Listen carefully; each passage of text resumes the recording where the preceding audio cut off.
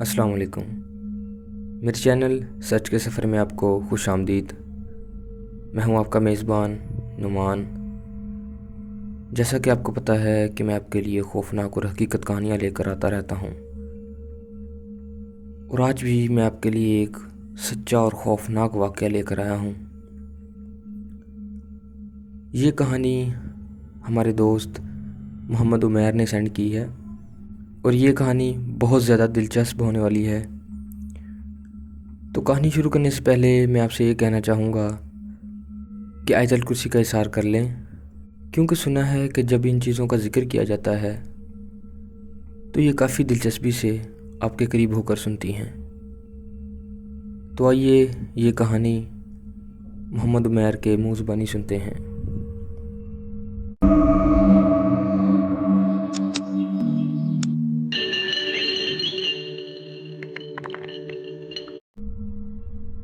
السلام علیکم، میرا نام عمیر ہے، اور جو بات میں آپ کو آج بتانے جا رہا ہوں وہ میں نے کبھی کسی کو نہیں بتائی،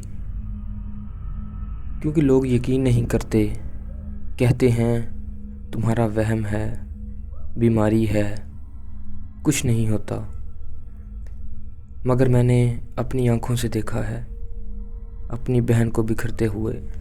میری بہن کا نام سارہ تھا، یعنی ہے، مگر جو سارہ میں نے ان دنوں دیکھی وہ میری بہن نہیں تھی۔ سارہ تب 22 سال کی تھی، ہنس مکھ، شوخ، گھر کی رونق۔ امی کہتی تھیں کہ جس دن سارہ گھر میں نہ ہو گھر قبرستان لگتا ہے۔ ابو کی لاڈلی تھی، محلے والے کہتے تھے کہ ایسی بچی بہت کم دیکھی ہے۔ پھر ایک دن سب بدل گیا۔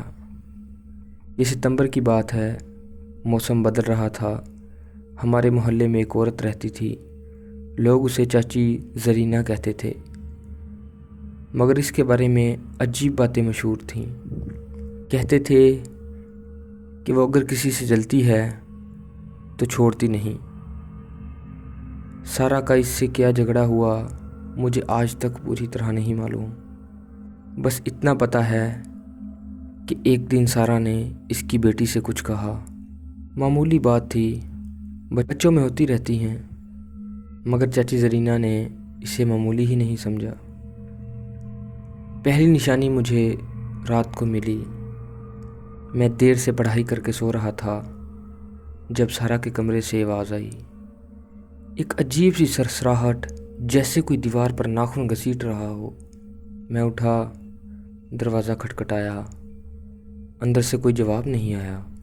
میں نے دروازہ کھولا تو سارہ بالکل سیدھی بیٹھی تھی بستر پر، آنکھیں کھلی ہوئی، چھت کو گھورتے ہوئے۔ میں نے کہا، سارہ؟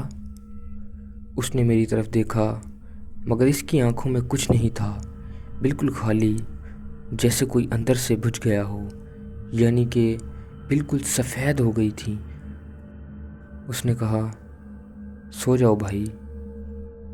آواز اس کی تھی، مگر لہجہ تو کسی اور کا ہی تھا۔ میں واپس آ گیا، مگر نیند نہیں آئی۔ اگلے چند دنوں میں سارہ بدلتی گئی۔ پہلے اس نے کھانا چھوڑا، امی نے سوچا طبیعت خراب ہے، پھر اس نے بات کرنا چھوڑ دیا۔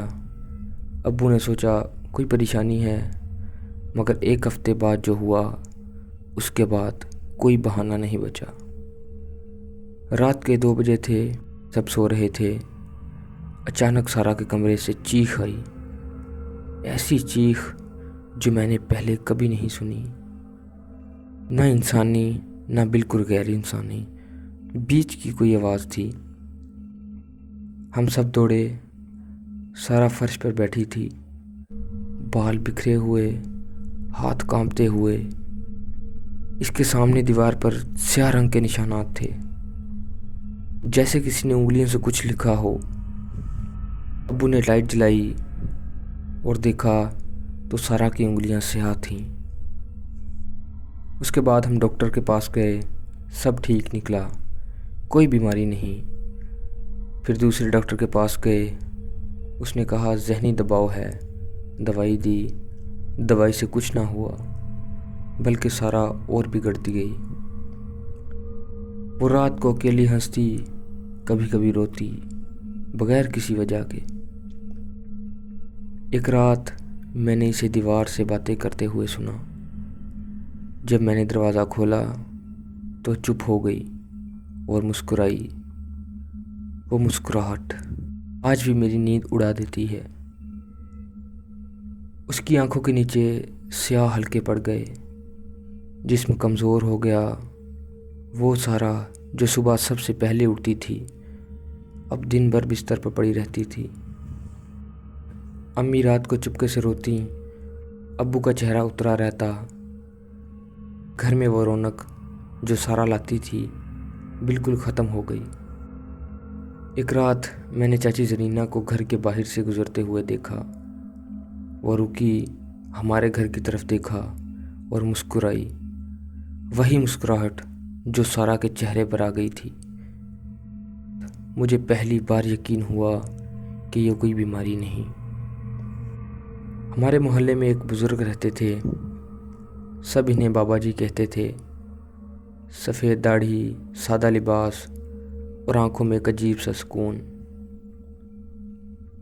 वो कम बोलते थे, मगर जब बोलते थे तो लगता था हर लफ्ज़ तोला हुआ है। मैं अब्बू के पास गया और सब बता दिया।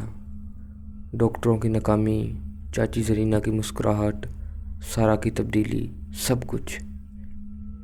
अब्बू ने मुझे गौर से सुना, फिर देर तक खामोश रहे। फिर उन्होंने कहा कल बाबा जी के पास जाएंगे। अगली सुबह हम सारा को लेकर बाबा जी के पास गए। सारा पूरी राह खामोश रही, मगर जैसे ही बाबा जी के घर के करीब पहुँचे वो बेचैन होने लगी, हाथ मरोड़ने लगी, कहने लगी वापस चलो, मुझे यहाँ नहीं रहना। अब्बू ने इसका हाथ थामा और कहा बेटा डरो नहीं। बाबा जी बाहर बैठे थे, जैसे हमारा इंतज़ार हो। इन्होंने सारा को देखा और बस इतना कहा आ गए बच्चे, देर नहीं हुई। बाबा जी ने कई दिन लगाए। रोज़ाना हम सारा को लेके जाते। वो दुआएं पढ़ते, पानी पर दम करते, कुछ हिदायत देते, घर में क्या करना है क्या नहीं। पहले हफ्ते में कोई फ़र्क नहीं पड़ा। दूसरे हफ्ते में सारा की रातें बेहतर होने लगी। वो चीखना बंद हो गई। तीसरे हफ्ते इसने पहली बार अम्मी के हाथ से खाना मांगा। और जिस दिन सारा पहली बार मुस्कुराई, अपनी असल मुस्कुराहट, उस दिन अम्मी ने सजदा शुक्र अदा किया और देर तक उठ ना सकी। आहिस्ता आहिस्ता मेरी बहन वापस आई। वही शौक सारा, वही हंसी, वही रौनक, जैसे कोई बुझा हुआ चिराग फिर जल उठे। मगर वो कुछ बदल गई थी। पहले से ज़्यादा समझदार, पहले से ज़्यादा खामोश। कभी कभी कहती थी कि अब वो फजूल बातों में नहीं पड़ती, क्योंकि इसे मालूम है कि दुनिया में क्या क्या होता है। और एक आखिरी बात, चाची जरीना का क्या हुआ? बाबा जी ने बस इतना कहा था, जो दूसरों के लिए घड़ा खोलते हैं वो खुद उसमें गिरते हैं, तुम फिक्र ना करो। चंद महीने बाद चाची जरीना का घर खाली हो गया। वो कहाँ गई किसी को नहीं मालूम। और हमारे घर में सारा की हंसी फिर से वापस आ गई। दोस्तों, यही थी मेरी बहन की कहानी। मेरे सुनाने का आपका मकसद सिर्फ ये है कि इस तरह के अफराद या औरतों से अपने घर, अपनी माँ, अपनी बहनों को महफूज रखें। तो दोस्तों, ये थी हमारी आज की वीडियो। अगर वीडियो अच्छी लगी हो तो लाइक करें اور ہمارے چینل سچ کا سفر کو سبسکرائب کریں اور بیل آئیکن کو آل پہ سیٹ کر لیں تاکہ ہماری اسی طرح کی مزید ویڈیوز کا آپ کو نوٹیفیکیشن آتا رہے۔ تو چلیے دوستو، ملتے ہیں نیکسٹ ویڈیو میں، تب تک کے لیے اللہ حافظ۔